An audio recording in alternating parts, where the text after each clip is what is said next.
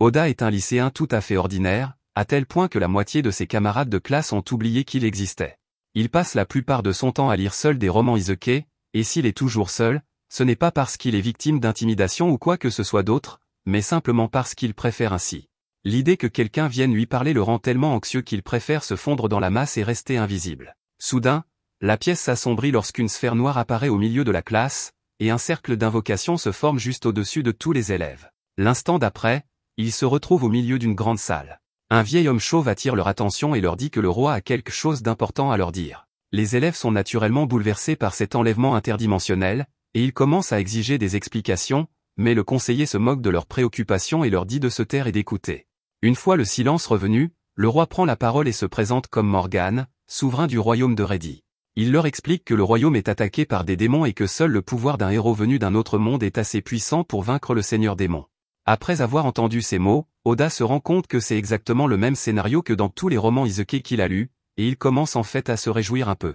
Le conseiller déclare alors qu'il est temps d'identifier le héros parmi eux, et invite tout le monde à poser la main sur cette boule de cristal afin qu'ils puissent inspecter leur statut. Le premier à s'avancer est Desuke. Il s'approche de la boule et on lui demande de prononcer le mot « statut » pour afficher ses statistiques. Il espérait être le héros, mais il s'avère qu'il n'est qu'un dresseur d'animaux avec une puissance moyenne de 450. Le conseiller lui dit qu'il n'y a pas lieu d'être déçu, car il n'est encore qu'au niveau 1, mais ses statistiques dépassent déjà de loin celles d'une personne moyenne dans ce monde. Quelques autres élèves obtiennent des classes telles que désenchantés, chevaliers et même guérisseurs, et le conseiller se réjouit de la diversité des compétences puissantes des élèves invoqués. Il informe également les élèves qu'ils peuvent ouvrir une fenêtre de statut personnel en disant « statut » de leur propre chef, et lorsqu'Oda l'essaie, il découvre qu'il est un assassin. Cela ne le surprend pas vraiment compte tenu de sa personnalité, mais ce qui l'inquiète, c'est que ses statistiques sont anormalement élevées. Auparavant, Desuke avait des statistiques d'environ 450, et le conseiller avait déclaré que c'était déjà bien supérieur à la moyenne dans ce monde, mais les statistiques d'Oda sont de 1800. Comment expliquer un tel écart? C'est ensuite au tour de Tsukasa d'essayer la boule de cristal. Il pose sa main dessus et, à sa grande surprise, il découvre qu'il est le héros. Les autres élèves ne sont pas vraiment surpris par ce résultat, car Tsukasa a toujours été un prodige en athlétisme, en études et en leadership, il était donc le plus susceptible de devenir un héros. Le conseiller commence à le féliciter pour ses statistiques élevées, car la plupart des gens plafonnent à environ 500 points, alors que les siennes avoisinent les 900. Cependant, si 900 est vraiment tout ce qu'un héros peut obtenir, alors Oda est encore plus perplexe face à son propre écran de statistiques, car cela n'a aucun sens que ses statistiques soient aussi élevées.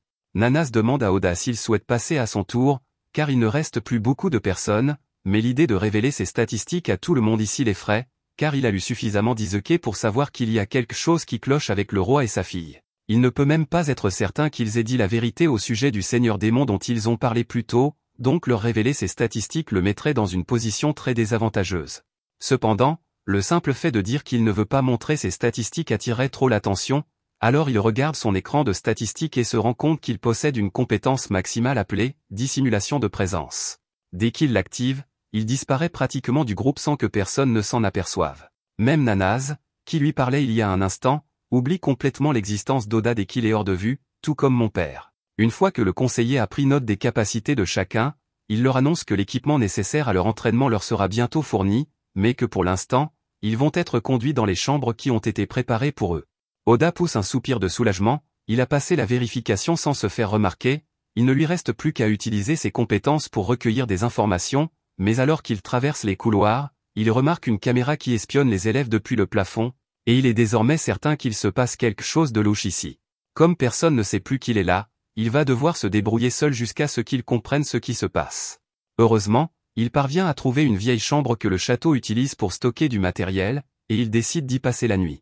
Il examine l'équipement disponible et trouve des affaires qui conviendraient à un assassin. Il les enfile et part afin de commencer à recueillir autant d'informations que possible. Grâce à ses statistiques élevées, il est capable de sauter facilement à des dizaines de mètres dans les airs, ce qui lui permet de se déplacer sans difficulté. Grâce à sa capacité de dissimulation, il se faufile sans effort dans la chambre du roi sans être détecté et surprend une conversation entre celui-ci et la princesse au sujet d'un certain plan. Morgane lui rappelle également de veiller à ce qu'aucun élève n'entre dans les archives du château, car il serait néfaste qu'ils apprennent la vérité. Oda ne sait toujours pas exactement quel est leur plan, mais il se doute que ce n'est rien de bon. Il est donc tenté de poignarder le roi à mort sur le champ et d'en finir une bonne fois pour toutes, mais cela serait trop imprudent, du moins tant qu'il n'aura pas recueilli plus d'informations. Le lendemain matin, Oda se faufile dans la salle à manger et prend un morceau de pain à manger. Il se demande s'il doit lever le voile sur le secret et dire à ses camarades de classe que le roi prépare quelque chose de mal, mais il doute qu'ils le croient.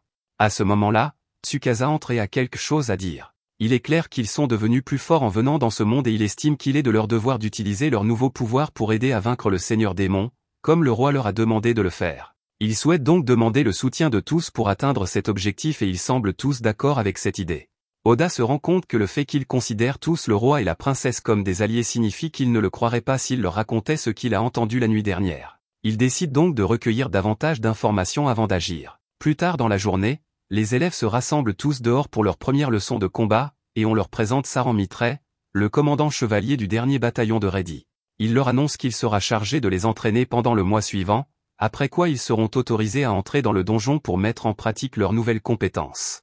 Oda observe la scène depuis un moment, caché dans un coin, et il n'apprécie pas l'enthousiasme aveugle de ses camarades à l'idée de devenir des héros, mais il ne peut rien y faire dans sa situation actuelle. Il décide donc d'aller chercher plus d'informations.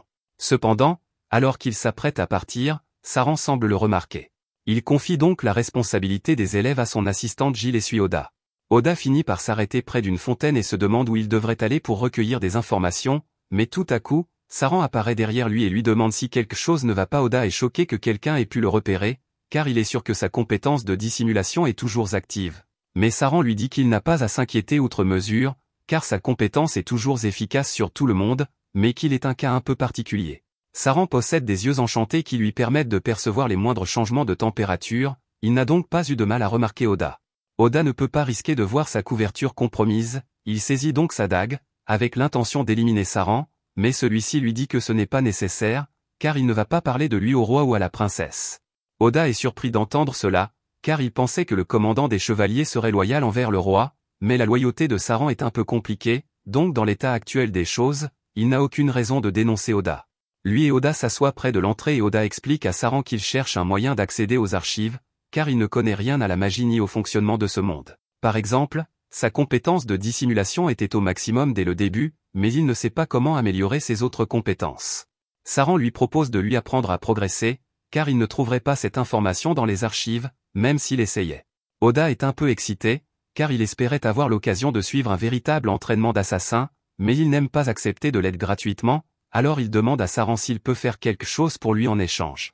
Saran répond qu'il aimerait simplement en savoir un peu plus sur le monde d'Oda, car il pense que ce serait intéressant à découvrir. Les deux hommes commencent alors officiellement à travailler ensemble. Au cours des semaines suivantes, Oda apprend l'histoire de ce monde et découvre qu'il existe des continents séparés où vivent des elfes et des créatures mi-humaines mi-animales. Ensuite, Saran se charge de former Oda tandis que Gilles s'occupe de la formation des autres héros. Tout se passe bien pendant un certain temps, mais un soir, Oda vient voir Saran car il a trouvé un livre étrange dans les archives du château. Saran sait déjà de quoi il s'agit, car c'est lui qui a caché ce livre-là pour qu'Oda le trouve, et celui-ci contient des détails sur ce que Saran prévoit de faire. Il dit que le roi n'est plus apte à régner sur ce pays, car il est prêt à payer un prix horrible pour son profit personnel, ce qui ne plaît pas à Saran ni aux autres chevaliers, mais il souhaite maintenir la paix autant que possible afin d'éviter tout bain de sang inutile.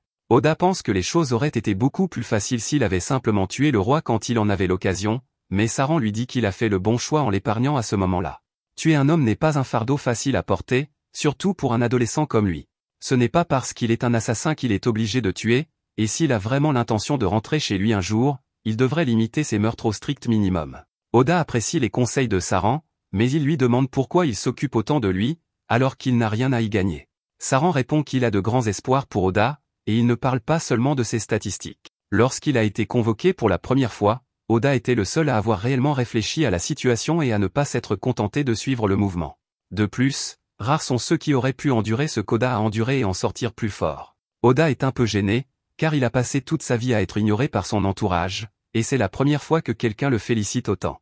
Saran est heureux de l'avoir rendu heureux, mais il a une faveur à lui demander, car il aurait vraiment besoin d'aide pour le coup d'état qu'il prévoit, et Oda répond qu'il va y réfléchir. À la fin du mois, l'entraînement des héros est enfin terminé, et il est temps pour eux de descendre dans le donjon, mais alors qu'ils défilent dans les rues, Oda remarque quelqu'un qui les observe du coin de l'œil, et il se demande pourquoi elle éprouve une telle animosité envers les héros. Il se faufile donc derrière elle pour lui poser la question. La jeune fille est surprise par l'apparition soudaine d'Oda, mais il lui assure qu'il ne lui veut aucun mal. Il veut simplement savoir pourquoi elle semble si hostile envers les héros alors que tous les autres semblent les soutenir. La jeune fille lui demande s'il ne sait vraiment pas ce que le royaume doit sacrifier pour les invoquer ici, mais c'est la première fois qu'Oda entend parler d'un sacrifice, il ne comprend donc pas de quoi elle parle.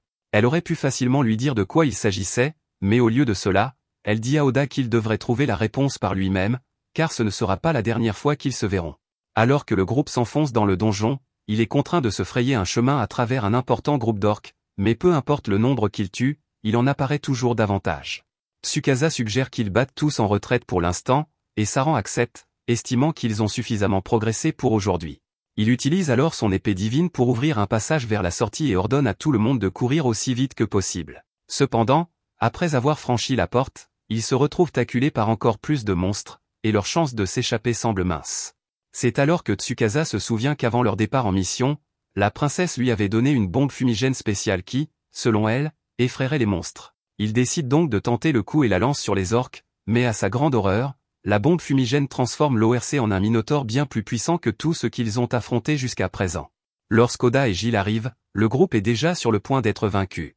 Oda passe alors à l'action et tente de poignarder le monstre dans la nuque, mais sa peau est bien trop résistante pour être transpercée et son épée se brise sous l'impact. Oda est contraint de battre en retraite et trouve Tsukasa agenouillé sur le sol, le bras cassé. Il est en pleine crise de nerfs, car il ne supporte pas de ne pas être assez fort pour vaincre le Minotaure tout seul. Oda sait que Tsukasa a un sens aigu des responsabilités, mais il n'a jamais été du genre à s'effondrer sous la pression comme ça, alors il a l'impression que quelqu'un lui a fait quelque chose. Il demande au désenchantateur du groupe d'essayer de lui jeter un sort de malédiction pour voir ce qui se passe, et comme prévu, les restes d'une malédiction flottent au-dessus de sa tête. Quelqu'un a donc clairement planifié toute cette attaque, et Oda a une bonne idée de qui en est l'instigateur. Pendant que la malédiction de Tsukasa est dissipée, Oda dit à Saran qu'il prévoit d'essayer sa nouvelle compétence. Saran lance alors un éclair sur le Minotaure, et tandis que celui-ci est électrocuté, Oda active sa magie de l'ombre. Des vrilles sombres commencent à émerger de l'ombre avant de transpercer le Minotaure là où il se trouve. Une fois qu'il a été immobilisé, Oda commence à l'attirer dans l'ombre jusqu'à ce que son corps entier soit dévoré, ne laissant que sa tête derrière lui. Cependant, bien qu'il ait réussi à tuer le Minotaure, il ne maîtrise pas encore totalement ses pouvoirs d'ombre, et il commence à lutter pour les empêcher de devenir incontrôlables. Heureusement, Saran vient à son secours pour l'aider à rester calme jusqu'à ce qu'il parvienne finalement à retirer les vrilles. Une fois le combat terminé, tout le monde retourne au château et Saran félicite Oda pour le succès de sa mission.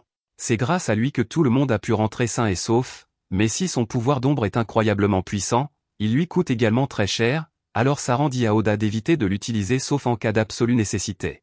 Il dit à Oda qu'il a un cadeau pour lui et lui tend un katana. Il explique que la lame a été forgée par le premier héros invoqué il y a plusieurs siècles, et Oda lui en est reconnaissant, mais il se demande pourquoi Saran la lui donne à lui plutôt qu'aux héros actuels, Tsukasa. Saran explique que Tsukasa a déjà reçu l'épée sacrée pour l'utiliser au combat. De plus, le roi remarquerait certainement que quelque chose cloche s'il voyait Tsukasa brandir le katana, car Saran l'a en quelque sorte volé dans l'armurerie royale. Oda comprend, alors il accepte le katana, et il trouve cool de pouvoir utiliser la même épée que l'ancien héros. Mais en parlant de héros, il se souvient que la situation avec Tsukasa ne s'est pas améliorée.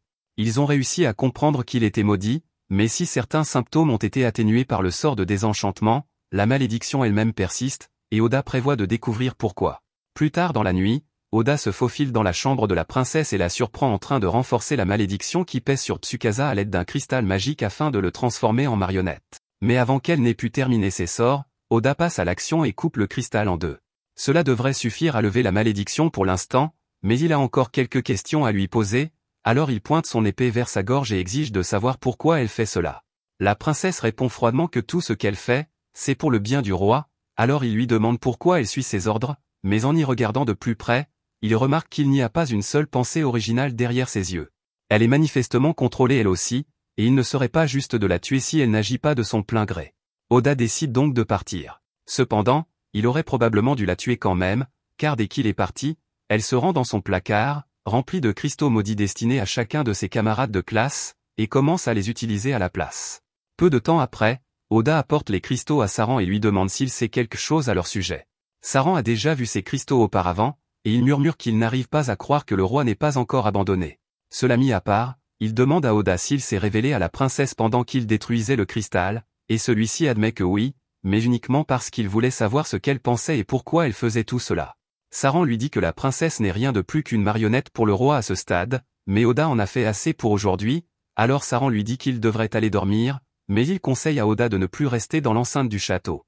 La princesse va certainement essayer de maudire tout le monde à part Tsukasa maintenant, mais elle ne sait pas qui est Oda, donc elle n'a aucun contrôle sur lui. Elle ne sait peut-être pas exactement qui il est, mais maintenant qu'elle sait qu'il y a un assassin dans l'enceinte du château, Saran est sûr que les gardes passeront la nuit à fouiller tous les recoins, et Oda ne pourra donc plus se cacher dans les placards de rangement.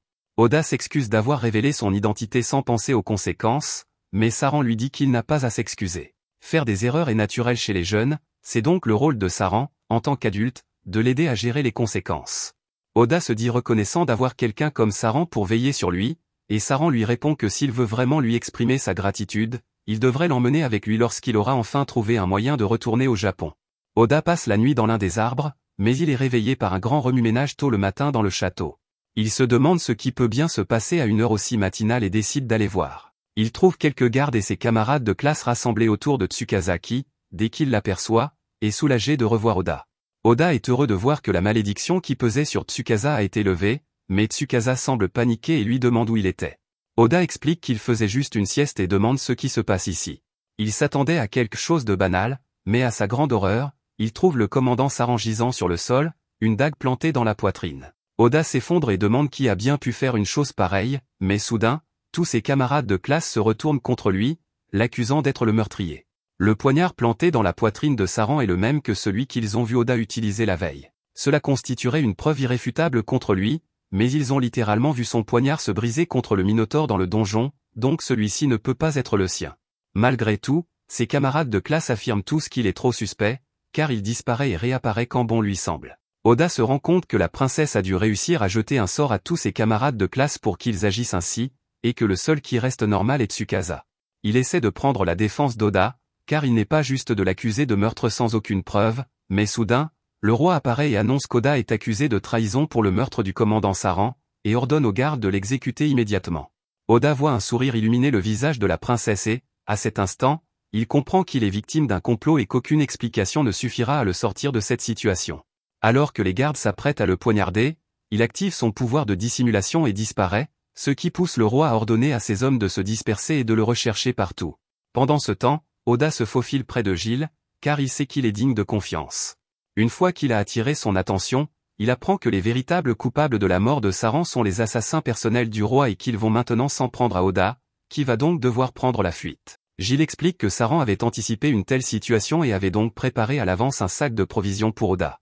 Oda remercie Gilles pour ses informations et, après avoir rassemblé les provisions, il quitte le royaume. Cette nuit-là, le roi et la princesse se réunissent pour discuter de l'avancement du plan, et le roi est sincèrement surpris de la facilité avec laquelle Saran a été éliminé, mais c'est une bonne chose que les assassins aient pu s'occuper de lui rapidement. La princesse a également fini d'infliger des malédictions à tous les élèves à l'exception de Tsukasa, il ne leur manque plus qu'une justification pour déclencher une guerre avec la nation de l'Est. Le roi dit que les élèves lui seront utiles comme pions dans la guerre, et quant à celui qui a réussi à s'échapper, il est sûr qu'un enfant comme lui ne pourra pas survivre seul dehors, mais par mesure de sécurité, il dit à la princesse d'envoyer les assassins chevaliers corbeaux à sa poursuite. Pendant ce temps, Oda vient d'arriver au donjon, car Saran lui a dit un jour que c'était le meilleur endroit où se cacher si l'on était en fuite. Pratiquement personne ne prendrait la peine de fouiller un donjon juste pour vous trouver, donc vous devriez y être en sécurité, mais l'eau et la nourriture y sont limitées, Oda doit donc être prudent. Même avec les compétences de dissimulation d'Oda, il y a encore beaucoup de monstres là-bas qui peuvent le détecter grâce à leur odorat ou leur ouïe développée, mais à mesure qu'Oda gagne des niveaux dans la classe des assassins, il finira par pouvoir masquer son odeur, le bruit de ses pas et même sa signature thermique jusqu'à devenir véritablement indétectable. Il y a des boss tous les 10 niveaux, et une fois que vous entrez dans une salle de boss, vous ne pouvez plus en sortir tant que vous n'avez pas tué le boss. Y aller seul est donc un pari risqué, mais il n'a pas vraiment le choix s'il veut progresser. Dès qu'il entre, il est immédiatement confronté à une chimère, et bien qu'il parvienne à esquiver ses attaques au début, il est pris au dépourvu lorsque sa queue de serpent commence à cracher du venin, et il est touché à la jambe. À cause de cette blessure, il ne peut plus se déplacer aussi rapidement qu'avant, et la chimère parvient à lui transpercer le dos avec ses griffes. Mais alors qu'elle s'apprête à l'achever, Oda décide d'utiliser son atout et lance un sort d'ombre pour anéantir complètement la chimère. Il réussit à vaincre le premier boss du donjon, mais les blessures qu'il a subies, combinées à l'épuisement causé par l'utilisation du sort d'ombre, le laissent dans un état critique. La compétence de l'ombre détecte que son maître risque de mourir, alors pendant qu'Oda est encore inconscient, elle passe automatiquement du mode attaque au mode récupération et commence à soigner ses blessures. Pendant ce temps, au château, Tsukasa vient de demander à tout le monde de quitter le château avec lui. Il lui demande s'il veut partir chasser le roi démon immédiatement, ce qui semble être une bonne excuse, alors Tsukasa s'en tient à cela, mais ses camarades de classe lui disent tous de se taire et de se rasseoir, car ils ne vont nulle part. Il se rend compte que leur comportement doit être dû à la malédiction dont Saran lui a parlé avant d'être tué, et s'il est vrai que tous ses camarades de classe sont sous emprise mentale, alors il va devoir partir seul. Cependant, à sa grande surprise, quelques-uns de ses camarades acceptent de partir avec lui, et quelques heures plus tard, ils se retrouvent tous à l'extérieur de la ville. Ils sont surpris d'avoir réussi à sortir aussi facilement, mais cela semble logique puisque leur excuse était qu'ils voulaient combattre le seigneur démon et qu'il serait absurde que le roi les empêche d'accomplir leur mission. Cela mis à part, Tsukasa se demande pourquoi les autres ont choisi de se joindre à lui alors que tout le monde refusait même d'y songer. Yuki lui répond qu'elle pense que personne ici n'est actuellement affecté par la malédiction de la princesse.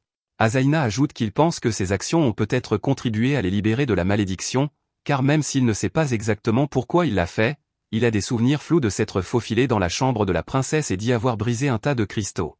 Nous découvrons plus tard que c'est Gilles qui en est responsable, car il a utilisé son pouvoir de manipulation pour prendre le contrôle du corps d'Asaina afin de briser la malédiction, et même s'il n'a pu libérer que quelques élèves, il est heureux d'avoir réussi à exaucer le dernier souhait de Saran. Alors que le groupe quitte le royaume, Asaina se dit qu'il doit trouver un moyen de renouer avec Oda. Il regrette de ne pas avoir essayé de le retrouver alors qu'il était encore caché dans le château, et malgré le fait qu'il ait été maudit, il se sent très mal de ne pas avoir pris la défense de son ami. La plupart des élèves de la classe ne parlaient pas beaucoup à Oda, mais un jour, en rentrant de l'école, Asaina est tombée par hasard sur Oda qui travaillait dans le bâtiment. C'était la première fois qu'ils se rencontraient en dehors de l'école, et Oda lui a demandé de garder son travail secret, car il ne voulait pas que sa petite sœur l'apprenne. Asaina a promis de garder le secret, car il sait ce que c'est que de s'occuper d'une petite sœur, et il se trouve que leurs deux sœurs étaient meilleures amies, ils ont donc bien ri de cette coïncidence. Pendant ce temps, dans le donjon, Oda vient de reprendre conscience et, pour une raison quelconque, il se souvient avoir rêvé du jour où il a rencontré Asaina. Il espère vraiment qu'Asaina va bien, et il est tout aussi inquiet pour sa mère et sa sœur restées au Japon, mais après s'être inquiété, il se rend soudain compte qu'il ne souffre pas atrocement, même si le chimère lui a griffé le dos. Il consulte son écran d'état et constate que ses statistiques ont beaucoup augmenté depuis qu'il a vaincu la chimère, mais cela n'explique pas pourquoi ses points de vie sont presque au maximum malgré tous les dégâts qu'il a subis pendant le combat. Il remarque également que sa compétence de magie de l'ombre est désormais au niveau 3, et il ne comprend pas comment elle a pu augmenter autant après une seule utilisation, mais il n'a pas le temps d'y réfléchir. Il décide donc de continuer à avancer. Plus bas dans le donjon, il finit par tomber sur une boue géante, et après l'avoir ouverte, il trouve une jolie elfe à l'intérieur. Il pense que c'est l'occasion idéale d'essayer l'une des nouvelles compétences qu'il a acquises en passant au niveau supérieur, l'œil du monde. Il active la compétence et, d'un seul coup, toutes les informations sur la vie de la jeune fille affluent dans l'esprit d'Oda, mais c'est beaucoup trop pour lui et il annule la compétence à mi-chemin. La jeune fille n'a plus que 2% de ses points de vie, alors Oda la porte jusqu'au 69e étage et la pose près d'une mare d'eau pour qu'elle puisse se reposer. Elle se réveille plus tard et Oda lui donne de l'eau à boire pour qu'elle se sente mieux. Il dit à Amelia qu'elle devrait dormir davantage pour pouvoir récupérer correctement, mais elle répond qu'elle a trop faim pour dormir, alors il lui prépare un porridge bien épais. La jeune fille est reconnaissante pour la nourriture et commence à manger immédiatement. Une fois qu'elle a fini de manger, elle demande à Oda comment elle est arrivée ici, car elle se souvient avoir été plus bas dans le donjon. Il lui explique que c'était le point d'eau le plus proche et qu'il l'a donc portée jusqu'ici.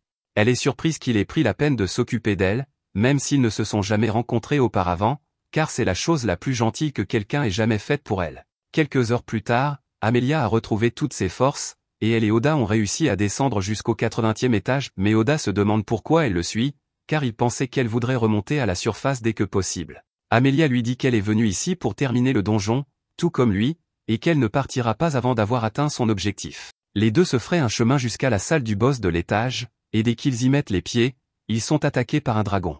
Ils sautent tous les deux pour l'esquiver, et Amelia utilise la magie de gravité pour alourdir le dragon pendant qu'Oda tente de lui porter le coup fatal. Cependant, le dragon a réussi à le localiser et le frappe en plein vol. Amelia lui dit que le dragon suit probablement la signature de son mana, et qu'il devrait donc le diffuser dans l'environnement, mais Oda ne sait pas comment faire. Il opte donc pour la meilleure solution de remplacement et utilise son mana pur pour lancer une attaque contre le dragon avant de le poignarder à mort dans les yeux. Le dragon tombe au sol, vaincu, mais Amelia est perplexe face à ce qu'Oda vient de faire. Il lui explique qu'il ne savait pas comment diffuser son mana dans l'environnement, alors il a simplement utilisé le mana environnant pour attaquer.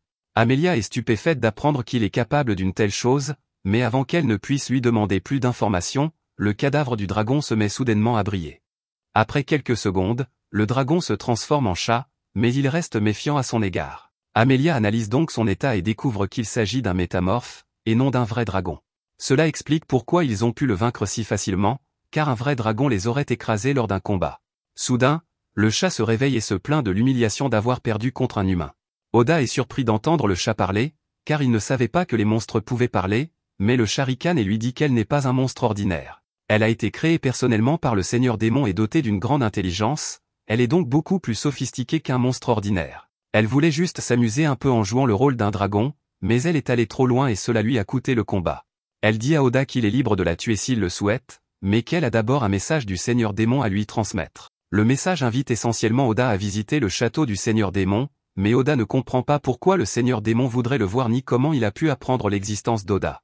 La chatte lui dit qu'elle est tout aussi ignorante que lui des plans du Seigneur Démon, mais que sa mission est accomplie. Elle s'allonge donc sur le sol et dit à Oda qu'il peut maintenant la tuer. Oda lui répond qu'il ne le fera pas, car même si la chatte est un démon, il ne la considère pas nécessairement comme maléfique. De plus, il a un faible pour les chats, et préfère donc éviter d'en tuer un brutalement. La chatte lui rappelle que les portes de la salle du boss ne s'ouvriront pas tant que quelqu'un ne sera pas mort, et elle doute qu'il veuille passer le reste de sa vie piégée, mais Oda insiste sur le fait qu'il trouvera un autre moyen. Amelia intervient et mentionne qu'il pourrait y avoir une solution, car si Oda faisait du chat son familier, elle ne serait plus considérée comme le boss de l'étage et les portes s'ouvriraient. Cependant, il y a un hic. Le rituel nécessite un contrôle extrêmement précis de la mana, et si Oda se trompe, il y a un risque que lui et le chat périssent tous les deux. Oda ne bronche pas et dit qu'il est prêt à prendre le risque, mais cela n'a aucun sens pour Amelia, qui lui demande pourquoi il est prêt à mourir pour un chat qu'il vient de rencontrer. Il répond que c'est simplement quelque chose qu'il a décidé de faire, qu'il ira donc jusqu'au bout, et que le chat s'en moque de toute façon, alors elle dit à Oda qu'il est libre de faire ce qu'il veut. Oda demande à Amelia de lui expliquer comment le rituel doit être effectué, alors elle lui dit qu'il doit d'abord donner un nom au chat. Il y réfléchit un moment avant de finalement trouver un nom, Net. Il a choisi ce nom parce que la fourrure du chat lui rappelle le magnifique ciel nocturne, et elle aime bien ce nom, mais elle fait comme si elle s'en fichait. Oda demande alors à Amelia quelle est la prochaine étape du rituel, et elle lui répond qu'il va devoir verser son mana dans le chat afin de lier leurs âmes. Elle pense qu'Oda devrait y arriver, mais elle le prévient qu'une fois qu'il aura commencé, il ne pourra plus faire marche arrière, et que s'il échoue lors de sa première tentative, il mourra. Oda lui répond qu'il n'y a pas lieu de s'inquiéter, car il est sûr de pouvoir y arriver, et elle lui fait confiance. Il commence alors à verser son mana dans Net, et une bulle se forme autour d'eux tandis qu'Oda est aspiré dans l'âme de Net. Au début, tout semble paisible, mais il se retrouve soudainement en train de tomber au-dessus d'une ville menacée de destruction imminente, et le responsable de toute cette destruction n'est autre que Net. C'est l'un de ses souvenirs parmi les innombrables calamités qu'elle a causées au cours de sa longue vie, mais avant qu'elle ne puisse causer davantage de dégâts, Oda tend la main et lui crie d'arrêter.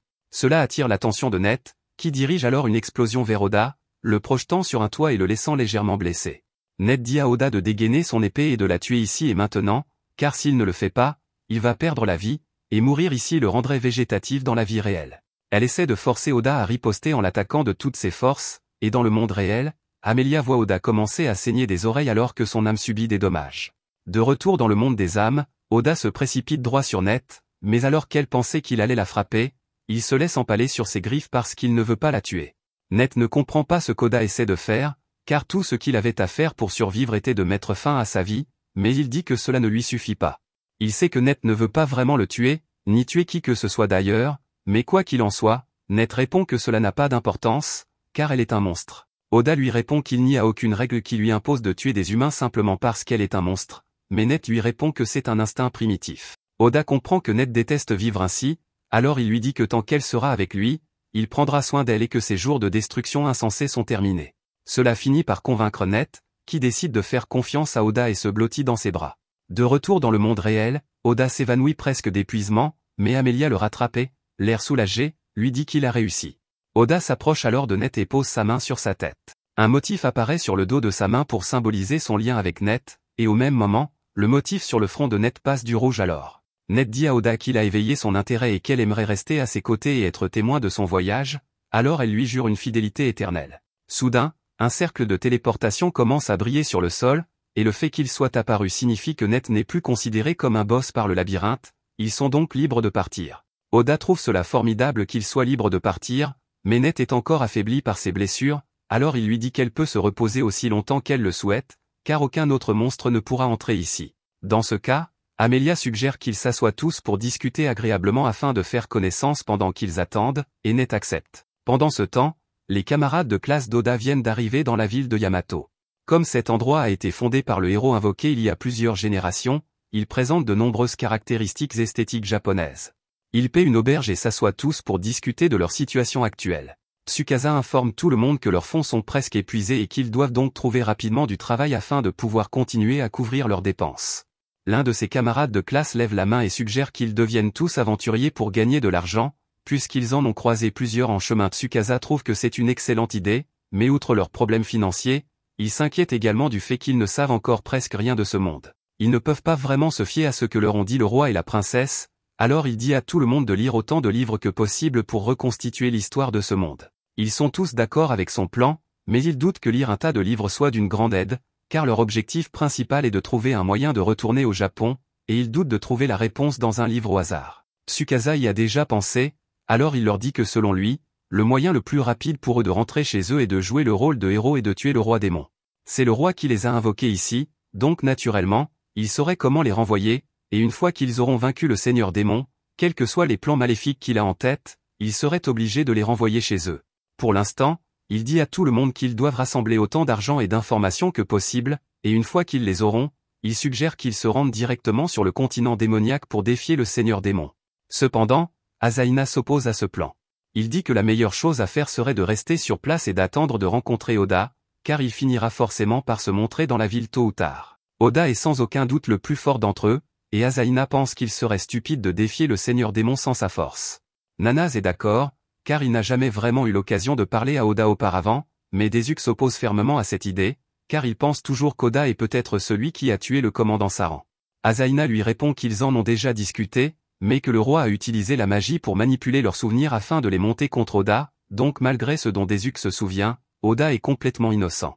Quoi qu'il en soit, Yuki dit qu'Oda est loin d'ici en ce moment, et même s'il était là, rien ne garantit qu'il voudrait les aider après tout ce qu'il a enduré. Comme Tsukasa est le chef, Shiori lui demande s'il pense qu'il devrait attendre Oda ou continuer sans lui. Tsukasa réfléchit un instant et comprend pourquoi Asaina voudrait attendre Oda, car c'est un ami fiable et il est beaucoup plus fort que les autres, mais il ne pense pas qu'Oda voudrait faire équipe avec eux. Il a toujours été quelqu'un qui aime faire les choses seul, et vu la différence de puissance entre lui et le reste de la classe, il ne ferait que le ralentir. C'est pourquoi il suggère qu'ils s'entraînent tous aussi dur que possible afin d'atteindre le niveau de force d'Oda, et ce n'est qu'après cela qu'ils seront prêts à défier le seigneur démon. De retour dans le donjon, Amelia raconte comment elle a été trahie par son peuple et pourchassée jusqu'à ce qu'elle soit finalement acculée au bord d'une falaise. Elle a demandé à sa sœur et à son peuple pourquoi ils lui faisaient cela, car jusqu'à présent, elle n'avait jamais rien fait qui justifie une telle haine de leur part, mais sa sœur n'avait pas de réponse concrète. Elle a simplement dit qu'il voulait la mort d'Amelia. N'ayant pas d'autre choix, Amelia a utilisé sa magie de gravité pour détruire le sol sous ses pieds et se jeter dans les eaux en contrebas afin d'échapper à ses agresseurs. Lorsqu'elle s'est réveillée, elle s'est retrouvée sur le rivage d'une terre lointaine et inconnue. Peu après, elle a été avalée par une boue sombre, et la seule chose dont elle se souvienne ensuite, c'est de s'être réveillée à côté d'Oda. Oda et Ned sont surpris par la gravité de la situation d'Amelia, mais Ned est intrigué par la boue sombre qui a englouti Amelia, car les boues ne mangent généralement pas les humains, et même si celle-ci l'a fait, elle a du mal à croire qu'Amelia ait survécu aussi longtemps sans être digérée. Quoi qu'il en soit, Amelia dit qu'elle est reconnaissante à la boue de l'avoir mangée, car sans cela, elle n'aurait jamais eu la chance de rencontrer Oda. Oda lui demande si elle a l'intention de rentrer chez elle un jour, mais Amelia répond qu'elle n'a pas de maison où retourner. Il lui demande si elle a au moins essayé de discuter avec sa sœur de ce qui s'est passé, mais étant donné que la sœur d'Amelia a essayé de la tuer, je ne pense pas que discuter soit une option pour elle. La position d'Oda à ce sujet est biaisée, car il a lui aussi une petite sœur, mais celle-ci n'a jamais essayé de le tuer. Il tient beaucoup à elle et, à un moment donné, il a fait des heures supplémentaires pendant des semaines juste pour pouvoir lui acheter un nouveau téléphone, car l'ancien était cassé. Julie ne semblait pas satisfaite du cadeau à ce moment-là, mais ce n'était pas parce qu'elle était ingrate, c'était parce qu'elle n'aimait pas le fait qu'Oda se mette autant de pression juste pour lui acheter un cadeau. À ce moment-là, leur mère est sortie et a dit à Julie de ne pas être si dure avec Oda, car il se mettait autant de pression uniquement parce qu'il l'aimait. Julie se sentait toujours mal à l'aise à l'idée qu'Oda travaille si dur pour elle, mais elle appréciait son geste, alors elle l'a remercié de toujours veiller sur elle. Oda manque beaucoup à sa mère et à lui, alors il veut rentrer chez lui dès que possible, mais avant cela, il a quelque chose à faire. Au Japon, personne ne semblait remarquer Oda, ce qui explique probablement pourquoi sa capacité à dissimuler sa présence est l'une de ses plus grandes forces. Cependant, le commandant Saran s'est intéressé à lui, et Oda lui doit beaucoup de son évolution, mais le roi l'a assassiné de sang-froid afin de faire porter le chapeau à Oda, et celui-ci refuse de laisser cette transgression impunie. Ils sont tous arrêtés à présent, alors Oda demande à Net où le cercle de téléportation va les emmener. Malheureusement, elle répond qu'elle n'en a aucune idée, car seuls quelques démons dans le monde sont capables de manipuler les cercles de téléportation, et elle n'en fait pas partie. Amelia se souvient avoir entendu une rumeur selon laquelle les cercles de téléportation vous envoient à l'endroit où vous désirez le plus aller, et s'il y a plusieurs utilisateurs, ils choisissent une personne et envoient tout le monde à la destination de cette personne. Ils passent tous à travers, et l'instant d'après, ils se retrouvent au milieu d'une grande plaine avec un arbre massif au loin. Pour Oda, c'est une agréable surprise, mais pour Amelia, c'est un revirement de situation terrifiant, car elle reconnaît cet arbre, ce qui signifie qu'elle est de retour dans le royaume des elfes. Soudain, un elfe en reconnaissance dans un arbre voisin les repère et tire immédiatement une flèche sur Amelia. Oda s'en aperçoit à temps pour la mettre en sécurité, puis il appréhende l'elfe et l'emmène pour l'interroger. L'elfe dit qu'il a été envoyé ici pour enquêter sur une étrange lumière bleue qui est soudainement apparue, mais à sa grande surprise, il a trouvé la princesse traîtresse, et c'était un meurtre à vue à partir de là. Il se met alors à insulter Amelia avec une extrême malveillance, alors Oda l'assomme, mais cela ne résout pas leur problème car pendant que l'elfe parlait, d'autres elfes sont arrivés et les ont encerclés, y compris la sœur d'Amelia. Avant tout cela, la vie d'Amelia se déroulait plutôt bien. Elle était en passe de devenir la prochaine souveraine du royaume des elfes et entretenait d'excellentes relations avec sa sœur, du moins le croyait-elle. Peu à peu, tous ses conseillers et gardes se sont retournés contre elle, jusqu'au jour où Kilika l'a soudainement accusée d'avoir commis un crime odieux. Sans mener la moindre enquête, les gardes ont tous conclu qu'Amelia devait être coupable, car elle était une enfant maudite. Elle a été contrainte de fuir le royaume avant que Kilika et les gardes ne puissent la capturer, et maintenant qu'ils se retrouvent face à face, elle ne sait pas quoi faire. Elle essaie de dire à Kilika qu'elle partira de son plein gré, qu'il n'y a donc pas besoin de recourir à la violence, mais Kilika est déterminée à capturer Amelia. Cependant, avant que Kilika ne puisse faire quoi que ce soit, Oda s'interpose devant Amelia pour la protéger. Kilika demande à Oda qui il croit être pour s'immiscer dans les affaires des elfes, mais celui-ci répond qu'il a rencontré Amelia la veille et qu'il l'apprécie, et qu'il ne laissera donc pas Kilika lui parler ainsi. Il remarque également que Kilika ne cesse de qualifier Amelia de criminelle, et lui demande quel crime elle a réellement commis. Kilika baisse alors sa manche pour révéler un gros bleu qui couvre tout son bras. Elle raconte à Oda qu'Amelia l'a empoisonné en lui faisant passer un poison pour une potion, et que même pour un membre de la famille royale, nuire à un autre membre de la famille royale est tout à fait impardonnable. Amelia se défend et dit que ce qu'elle a donné à Kilika était bien une potion, mais Kilika répond que personne ne croira jamais cela. Elle s'approche alors d'Oda et le regarde droit dans les yeux. Amelia comprend immédiatement ce que Kilika essaie de faire, alors elle avertit Oda de s'éloigner d'elle, mais il est déjà trop tard. Kilika rit et déclare que son pouvoir d'hypnotisation est déjà actif, que le cœur d'Oda lui appartient désormais, et qu'Amelia n'a donc plus aucun allié.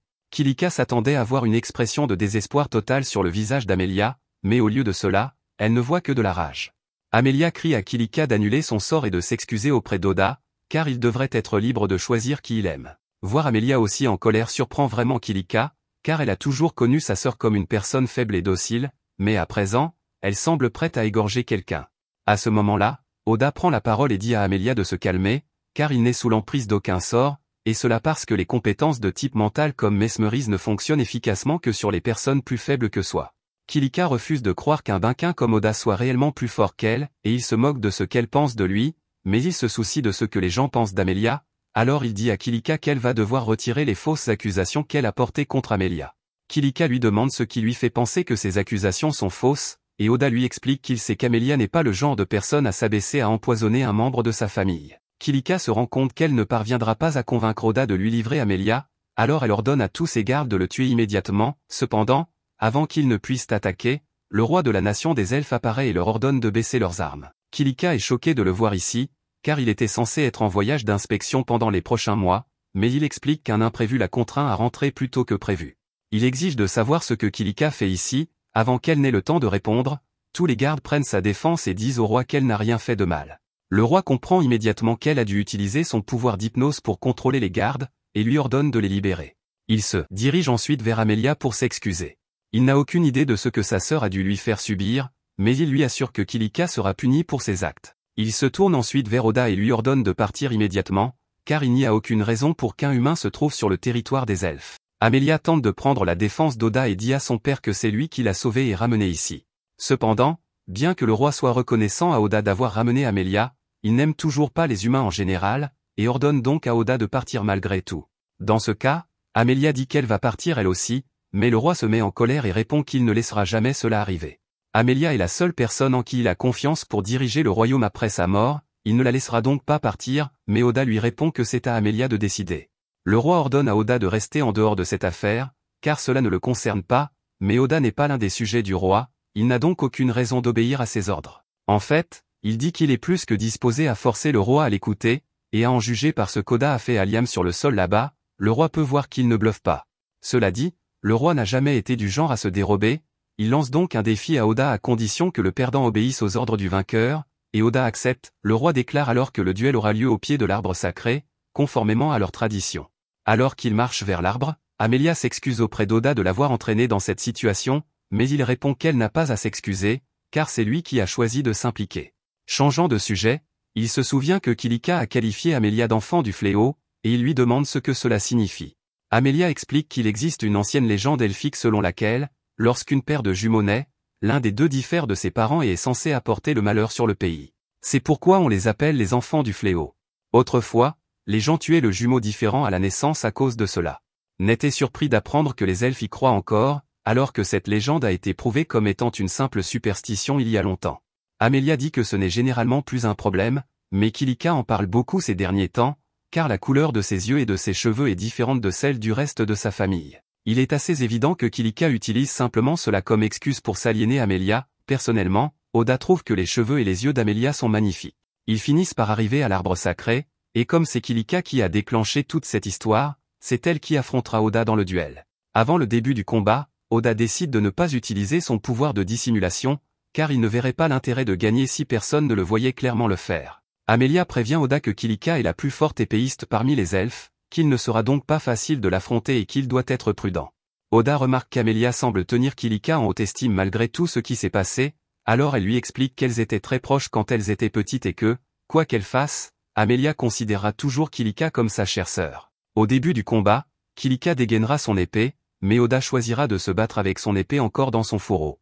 Kilika lui demandera s'il essaie de se moquer d'elle en ne prenant pas le combat au sérieux, mais Oda répondra simplement qu'il ne veut pas risquer de la tuer accidentellement pendant leur combat. Dès le début du combat, Kilika se précipitera sur Oda et lancera une succession de coups précis visant ses points vitaux, mais Oda parviendra à les esquiver tous. Il admet que Kilika mérite certainement le titre de plus forte épéiste, mais il est tout simplement trop rapide pour elle, ce qui lui permet d'esquiver ses attaques et de la repousser. Il dit à Kilika de se rendre avant de se blesser, mais elle refuse d'être méprisée et active son atout. Un torrent de vent commence à entourer sa lame alors qu'elle envoie une violente rafale en direction d'Oda. Il n'a jamais rien vu de tel auparavant, ce qui le prend au dépourvu pendant un instant, mais il parvient finalement à esquiver le souffle. Ned reconnaît la technique de Kilika comme étant de la magie de renforcement, et Amelia explique qu'elle est la seule elfe capable de l'utiliser, elle s'est donc entraînée jusqu'à la maîtriser presque à la perfection. Elle est capable de lancer de puissantes attaques de vent à volonté, Oda est donc obligé de courir dans tous les sens pour éviter d'être touché, mais à un moment donné, il remarque que Kilika a l'air vraiment triste. Il lui demande pourquoi, et elle essaie de nier, affirmant qu'elle n'a jamais été aussi heureuse, mais Oda lui répond qu'elle a l'air malheureuse. Kilika ne veut plus écouter les questions indiscrètes d'Oda, alors elle lui lance une autre attaque, mais il l'esquive facilement et lui fait un croche-pied, la faisant tomber au sol. Au moment où elle se relève, Oda se tient déjà derrière elle et place son épée sur son cou, lui montrant qu'il aurait pu la tuer s'il l'avait voulu. Il demande une fois de plus à Kilika de se rendre et de faire la paix avec Amelia, mais Kilika refuse catégoriquement. Elle dit qu'elle ne fera jamais la paix avec quelqu'un qui lui a tout volé. Elle se met alors en colère et commence à lancer des rafales de vent dans toutes les directions. Elle dit qu'elle n'a plus rien parce qu'Amelia et sa nature divine lui ont tout pris. Kilika s'entendait très bien avec Amelia quand elles étaient plus jeunes, mais on a ensuite découvert qu'Amelia possédait la classe de médium spirituel et qu'une fois maîtrisée, elle pourrait devenir l'une des personnes les plus puissantes du continent. À partir de ce jour, rien de ce que Kilika faisait n'était jamais assez bien. Amelia tente de lui dire que ce n'est pas vrai, mais Kilika est trop bouleversée pour écouter la voix de la raison. À ce moment-là, Liam s'approche d'Amelia et lui demande de l'aider à sauver Kilika, et elle comprend immédiatement ce qu'il essaie de faire. Elle grimpe sur le dos de Ned et utilise le pouvoir de la branche sacrée que Liam lui a donné pour lancer un sort de purification et libérer tout le monde du sortilège hypnotique de Kilika. Cela rend Kilika complètement folle de rage, alors elle libère son souffle de vent le plus puissant à ce jour, et Oda est obligé d'utiliser sa magie de l'ombre pour le contrer. Il finit par réussir à vaincre la force de sa magie du vent, renversant Kilika au sol et lui faisant perdre toute envie de se battre. À ce moment-là, Liam et Amelia s'approchent pour voir comment elle va, et Kilika leur demande s'ils sont là pour se moquer d'elle maintenant qu'elle a été vaincue. Liam lui répond que ce n'est pas le cas, car il s'inquiète pour elle, mais elle ne le croit pas, car elle pense que dès que le sortilège hypnotique a cessé d'agir sur lui, il s'est précipité vers Amelia pour l'aider à défaire le reste. Cependant, Amelia dit à Kilika qu'elle se trompe, car Liam n'a jamais été sous son charme. Kilika pense qu'Amelia lui ment, alors elle dit qu'il devrait se dépêcher de l'exiler ou de l'exécuter, car elle ne veut plus vivre ainsi, mais le roi répond que si quelqu'un doit être puni, c'est lui, car c'est lui qui a fait de Kilika ce qu'elle est aujourd'hui. Kilika ne comprend pas ce qu'il veut dire, alors le roi lui explique qu'il a scellé certains de ses souvenirs il y a longtemps pour la protéger, mais qu'il réalise maintenant que c'était une erreur. Il annule son pouvoir d'oubli, et d'un seul coup, les souvenirs perdus de Kilika lui reviennent. Quand elle était petite, Kilika s'entraînait beaucoup près du donjon, mais un jour, un inconnu est apparu près de l'entrée et lui a dit qu'elle pourrait devenir plus forte beaucoup plus rapidement si elle utilisait l'une de ses boules. Kilika, qui était une enfant naïve, a pris les boules de l'inconnu et s'est précipitée dans le donjon pour les essayer. Cependant, après les avoir utilisées, une horde de monstres puissants est soudainement apparue, elle savait qu'il serait risqué de les combattre seule, alors elle s'est enfuie du donjon. Normalement, les monstres des donjons ne devraient pas pouvoir sortir du donjon, mais ceux-ci n'étaient apparemment pas des monstres ordinaires. À ce rythme, ils allaient attaquer le village des elfes, alors Kilika a décidé de rester et de les combattre. Elle tenait bon, et toute cette agitation alerta les autres elfes, qui vinrent en renfort. Liam fut le premier à arriver, mais malheureusement, il fut immédiatement transpercé par un gobelin, et Kilika dut regarder son ami mourir sous ses yeux. Le traumatisme et la culpabilité liés à cet événement faillirent briser l'esprit de Kilika, alors le roi choisit de sceller ses souvenirs douloureux pour la protéger de la vérité. Liam n'était pas le seul à avoir péri dans ce combat, mais la situation fut sauvée grâce à Amelia qui utilisa sa magie de médium pour créer deux sorts, un sort de gravité et un sort de résurrection. Elle a ainsi pu ressusciter tous ceux qui étaient morts, et il n'y a donc eu aucune perte réelle ce jour-là. Mais comme Kilika était la seule à ignorer ce qui s'était passé, toutes les personnes impliquées se sont involontairement éloignées d'elle, et elle a interprété cela comme un désintérêt de leur part parce qu'elle n'était pas une médium comme Amelia. Kilika fond en larmes en réalisant qu'elle a transformé sa propre sœur en ennemie à cause d'un stupide malentendu, mais Amelia lui dit que ce n'est pas vrai, car elle ne pourrait jamais vraiment détester Kilika. Elle a beaucoup d'excuses à présenter pour compenser tous les problèmes qu'elle a causés à Amelia, mais au bout du compte, elles seront toujours une famille, et aux yeux d'Amelia, rien ne peut changer cela. Ce soir-là, un festin est organisé pour célébrer le changement d'attitude de Kilika, et le roi remercie Oda d'avoir aidé à résoudre le problème. Comme promis, il accepte de laisser Amelia décider ce qu'elle veut faire, même si cela signifie qu'elle partira en voyage avec Oda.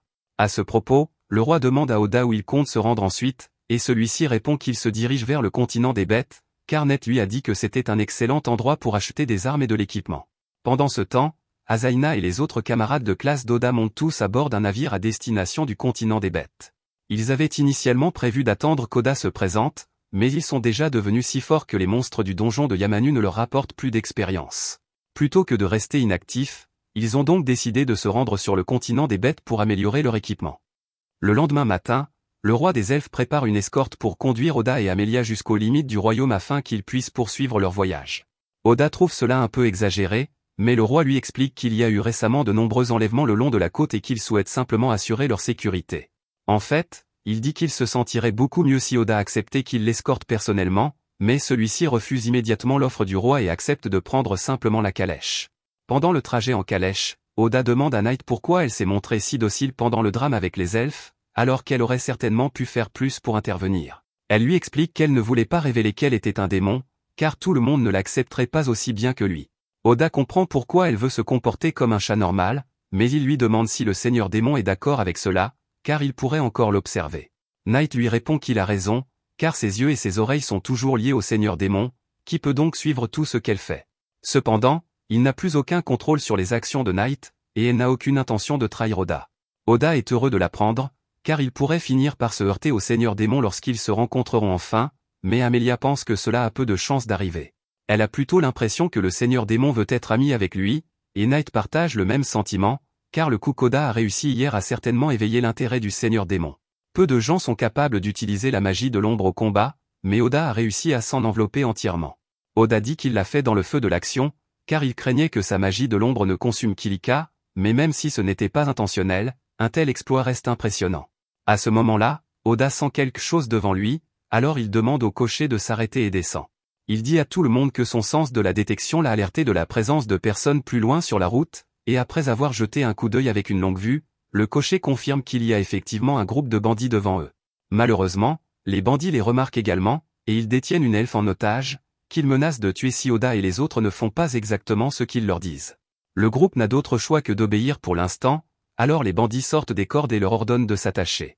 À ce moment-là, Amelia descend de la calèche, et dès que les bandits voient la couleur de ses cheveux, ils s'excitent car ils la reconnaissent comme l'une des princesses elfiques, et s'ils l'offrent à leur Graham, ils sont sûrs d'obtenir une énorme prime. Cependant, alors que les bandits ricanent entre eux, Oda active son pouvoir de dissimulation et, en un instant, il assomme tous les bandits avant même qu'ils ne réalisent ce qui se passe. Il demande ensuite au conducteur d'attacher tous les bandits avec les cordes qu'ils ont apportées, et pendant qu'il le fait, Oda se demande qui est ce Lord Graham dont les bandits ont parlé. Heureusement, le conducteur dit qu'il a déjà entendu parler de Lord Graham, et il informe Oda que Graham est un membre de la famille royale de la nation de Burak. C'est une information suffisante pour Oda, qui demande au conducteur de ramener les bandits au château des elfes, tandis que lui et Amelia poursuivront leur voyage à pied. Le conducteur commence à protester, car ses ordres étaient d'escorter Oda et Amelia jusqu'au port, mais ils sont déjà assez proches, et Oda lui dit qu'ils n'auront aucun mal à y arriver. Peu après, Oda, Amelia et Knight montent à bord d'un bateau, et une fois arrivés à destination, Oda prévoit de s'acheter de nouveaux équipements afin de pouvoir encore progresser. Amelia est un peu surprise qu'Oda veuille devenir encore plus fort alors qu'il est déjà si puissant, mais il répond qu'il doit continuer à s'améliorer s'il veut venger Saran un jour. Knight mentionne que la ville portuaire vers laquelle ils se dirigent abrite un labyrinthe, ce qui permettra à Oda de gagner des niveaux une fois qu'ils y seront arrivés. Cependant, cela prendra au moins quelques jours, elle suggère donc de se détendre et de profiter du voyage jusqu'à leur arrivée. Amelia est enthousiaste, car c'est la première fois qu'elle voyage en bateau, et elle dit qu'elle a hâte de regarder le coucher de soleil avec Oda, mais lorsqu'elle se tourne vers lui pour lui demander ce qu'il en pense, elle se rend compte qu'il n'a pas prêté attention à un seul mot de ce qu'elle a dit. Il est occupé à lire un livre que le père d'Amelia lui a offert en guise de cadeau d'adieu, et il est tellement absorbé par sa lecture qu'il remarque à peine qu'Amelia lui fait la moue. Oda passe tout le voyage à lire son livre, si bien qu'à leur arrivée sur le continent des Beast Folk, Amelia n'a pratiquement pas pu passer de temps avec lui. Alors qu'ils descendent du bateau, Oda remarque que les humains sont les seuls à effectuer les tâches manuelles ici, ce qui lui semble un peu étrange, mais après avoir fait quelques pas dans la ville, il est confronté à un groupe d'hommes bêtes qui lui ordonne de laisser Amelia derrière lui et de partir. Il se rend compte que les hommes bêtes doivent mépriser les humains et que s'occuper de ces clowns pourrait devenir très compliqué, alors il demande à Amelia de rester en retrait et de le laisser s'en occuper. Il se dirige vers les hommes bêtes, qui se moquent tous d'Oda, car il est impossible qu'un humain chétif puisse rivaliser avec leur force. Mais même s'il pourrait facilement les battre, Oda choisit l'option la plus classe et utilise sa magie de l'ombre pour les aveugler. Il conduit ensuite Amelia devant les voyous, mais alors qu'ils entrent dans la ville, il remarque que beaucoup de gens les regardent, et que leur regard semble être dirigé vers Knight.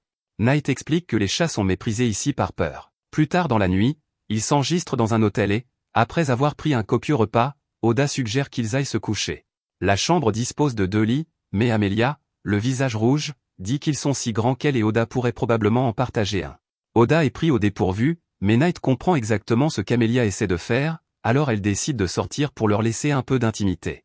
Oda tente de la convaincre de revenir, mais elle est déjà partie depuis longtemps, et Amelia annonce qu'elle va prendre une douche, alors il ne sait pas quoi faire. Quand Amelia revient en chemise de nuit, elle trouve Oda utilisant la technique avancée qui consiste à faire semblant de dormir. Elle suppose qu'il doit être épuisé par le long voyage, alors elle décide de reporter ses activités prévues et se glisse simplement dans le lit à côté de lui pour dormir. Le lendemain matin, Knight revient dans la chambre et, lorsqu'elle voit Oda et Amelia ensemble dans le lit, elle suppose qu'ils ont dû s'amuser après tout, mais cela n'a pas d'importance. Elle leur dit qu'un invité va bientôt arriver et qu'ils doivent s'habiller. Peu après, on frappe à la porte. Oda invite le visiteur à entrer, et un homme nommé Crow fait son apparition. Knight explique que Crow est le meilleur forgeron du continent. Elle l'a rencontré la veille au soir et lui a demandé de venir ici. Normalement, Crow n'accepterait jamais une telle demande, mais comme c'est le cauchemar d'Adlia en personne qui la lui a faite, il n'a pas pu refuser. Amelia se demande ce que Crow voulait dire en qualifiant Knight de cauchemar d'Adlia, mais elle n'a pas le temps de lui poser la question, car Crow demande à Oda de lui remettre son arme afin qu'il puisse l'inspecter. Il voit tout de suite qu'Oda a probablement trop utilisé cette arme dans un labyrinthe récemment, vu tous les dégâts qu'elle a subis, et Amelia est impressionnée qu'il puisse voir tout cela d'un simple coup d'œil. Oda demande si Crow va pouvoir la réparer, et Crow répond qu'avec les bons matériaux et un budget suffisant, il devrait y arriver. Oda demande également s'il pourrait fabriquer une 20aine de couteaux d'assassin à lancer, mais Crow semble surpris d'apprendre qu'Oda est un assassin. Il se ressaisit et dit à Oda qu'il n'a probablement pas l'expérience nécessaire pour utiliser correctement les armes qu'il forge, et Amelia est offensée par le fait que Crow qualifie Oda d'inexpérimenté, mais Oda ne peut pas vraiment le nier. Knight demande à Amelia de se calmer, car même si Crow est actuellement forgeron, il a autrefois fait partie du groupe des héros, et en matière de combat, il sait de quoi il parle. Crow était sincère lorsqu'il a dit qu'Oda manquait d'expérience, mais il accepte tout de même de forger les armes demandées par Oda. Il dresse donc une liste de tous les matériaux dont Oda aura besoin, et en attendant, il va garder l'épée d'Oda pour s'assurer qu'il ne l'abîme pas davantage. Le fait que Crow prenne l'épée d'Oda est un peu inattendu, mais Knight lui assure que Crow est le meilleur dans son domaine et que l'arme d'Oda est entre de bonnes mains. Oda croit Knight sur parole, mais même si Crow peut réparer l'épée, Oda n'a aucune idée de l'endroit où trouver tous les matériaux demandés. Knight lui dit que la solution la plus simple serait de les chercher dans le labyrinthe de la ville, ce qui permettrait également à Oda de gagner des niveaux, et il trouve donc que c'est une excellente idée. Le labyrinthe de la ville est situé près du centre, mais son accès est limité en fonction du rang de l'aventurier. Oda ne pense pas que cela posera un problème pour lui, alors il commence à planifier sa chasse, mais pendant qu'il s'y emploie, Amelia lui demande si elle peut s'absenter un moment, car elle a quelque chose à discuter avec Crow. Oda répond qu'il est d'accord, car il a encore beaucoup de recherches à faire sur le labyrinthe avant d'être prêt à y entrer, mais il demande à Knight de l'accompagner et de le contacter par télépathie si quelque chose se passe. Peu après, Amelia et Knight arrivent à l'atelier de Crow, et Amelia mentionne qu'elle a entendu dire que lorsque le groupe de héros précédent a échoué à tuer le Seigneur Démon, seul le héros et un homme bête ont réussi à survivre, et que cet homme bête devait être Crow. Crow lui répond qu'elle est libre de se moquer de lui pour son échec si c'est ce qu'elle souhaite, mais ce n'était pas l'intention d'Amelia. Elle pense que Crow a réussi à survivre parce qu'il est fort, et c'est pourquoi elle aimerait qu'il lui apprenne à se battre. Crow refuse immédiatement, car il a décidé depuis longtemps de ne plus jamais accepter d'apprenti. Il dit que tous ceux qu'il a essayé de former ont fini par s'enfuir ou sombrer dans une profonde dépression, et qu'il ne veut pas gaspiller ses efforts, mais Amelia lui assure qu'elle n'abandonnera pas et ne s'effondrera pas. Elle veut se tenir aux côtés d'Oda la tête haute, et pour cela, elle ne peut pas laisser l'écart de puissance entre lui et elle se creuser davantage. Si Oda prévoit de devenir plus fort, alors elle veut s'entraîner elle aussi. Crow qualifie une nouvelle fois Knight de « cauchemar d'Adlia » et lui rappelle que l'accord était qu'il n'accepterait que la demande de réparer l'équipement d'Oda. Cependant, elle souligne qu'Amelia fait cette demande de son propre chef et que cela n'a rien à voir avec Oda. De plus, elle dit qu'elle apprécierait que Crow cesse de la qualifier de « cauchemar d'Adlia » car elle s'appelle désormais Knight. Amelia est curieuse et demande pourquoi Crow continue de s'adresser ainsi à Knight. Knight explique qu'il y a plusieurs décennies, le Seigneur Démon l'avait envoyé dans la ville d'Adlia pour riposter après que les habitants aient envahi le royaume des démons. Techniquement, la mission de Knight consistait simplement à avertir les dirigeants de la ville, mais aveuglée par la rage, elle est allée un peu trop loin et a détruit toute la ville. Elle sait qu'elle n'avait aucune raison de faire tout cela et assume l'entière responsabilité de ses actes, c'est pourquoi elle voulait qu'Oda la tue lorsqu'ils se sont rencontrés pour la première fois. Cependant, elle a changé depuis lors, et tant qu'elle servira sous les ordres d'Oda, cette histoire ne se répétera jamais. Crow lui a demandé si elle pensait vraiment qu'il était si facile de tourner la page, mais Knight est bien consciente que ce qu'elle a fait est impardonnable, et elle comprend donc que Crow la méprise encore. Cependant, au contraire, Crow dit qu'il n'a jamais éprouvé de rancœur envers Knight. Il y a quelques années, après que lui et le groupe de héros aient échoué à tuer le Seigneur Démon, Crow organisait une cérémonie commémorative devant la tombe de sa sœur lorsque Knight le croisa par hasard. Elle reconnut immédiatement Crow comme l'un des héros qui avait échappé au Seigneur Démon, et voyant qu'il était en deuil, elle lui dit que s'il voulait la tuer, elle ne se défendrait pas. Cependant, Crow lui a répondu qu'il savait qu'elle n'était rien d'autre qu'un outil créé par le Seigneur Démon pour accomplir sa volonté, et que lui en vouloir reviendrait à blâmer l'épée plutôt que le chevalier. Dans ce cas, Knight lui demande s'il a l'intention de s'en prendre à nouveau au Seigneur Démon, mais Crow lui répond que ce n'est ni elle ni le Seigneur Démon qui ont tué sa sœur. Après l'attaque de Knight, la sœur de Crow avait essayé d'aider les personnes coincées sous les décombres. Cependant, au même moment, un noble tentait désespérément de fuir la ville, et comme la sœur de Crow lui barrait le chemin, il a décidé de la faire exploser plutôt que de simplement la contourner. C'est cet homme qui lui a enlevé sa sœur, alors Crow a juré que s'il devait se venger de quelqu'un, ce serait de leur Graham. Cependant, il n'a jamais fini par le faire, car il savait que sa douce sœur n'aurait pas voulu qu'il s'engage dans cette voie. C'est alors qu'Amelia prend la parole et traite Crow d'imbécile pour être trop lâche pour se venger au nom de sa sœur. Il a simplement inventé l'idée que sa sœur ne le voudrait pas pour justifier sa fuite de la réalité, et Amelia comprend mieux que quiconque ce qu'il traverse. Elle a passé beaucoup de temps à se mentir à elle-même, prétendant que c'était pour le bien de sa sœur, mais Oda lui a ouvert les yeux sur son erreur. Les paroles d'Amelia ont vraiment touché Crow, et il a besoin de temps pour gérer ses émotions. Il demande donc à Amelia et Knight de le laisser seul pour aujourd'hui. Pendant ce temps, Oda est en ville pour faire des recherches sur le labyrinthe quand soudain, des monstres surgissent du labyrinthe et envahissent la rue. Amelia voit le chaos et tente d'intervenir, mais elle est confrontée à un garçon nommé Orom, qu'elle reconnaît comme étant celui qui a trompé Kilika lorsqu'ils étaient enfants. Orom dit qu'il a reçu l'ordre du Seigneur Démon de garder Amelia en vie car elle peut utiliser une magie intéressante, alors il l'entoure de monstres et la fait prisonnière. Lorsqu'Oda arrive, Orom a déjà emmené Amelia dans le donjon. Il prévoit de la récupérer, mais il doit d'abord régler ce problème. Il demande donc à Night de rester en retrait. Night comprend ce qu'il s'apprête à faire, alors elle s'envole pour quitter les lieux, et Oda active sa magie de l'ombre sans restriction, lui permettant de consumer tous les monstres de la zone, mais l'effort physique lui fait perdre connaissance par la suite.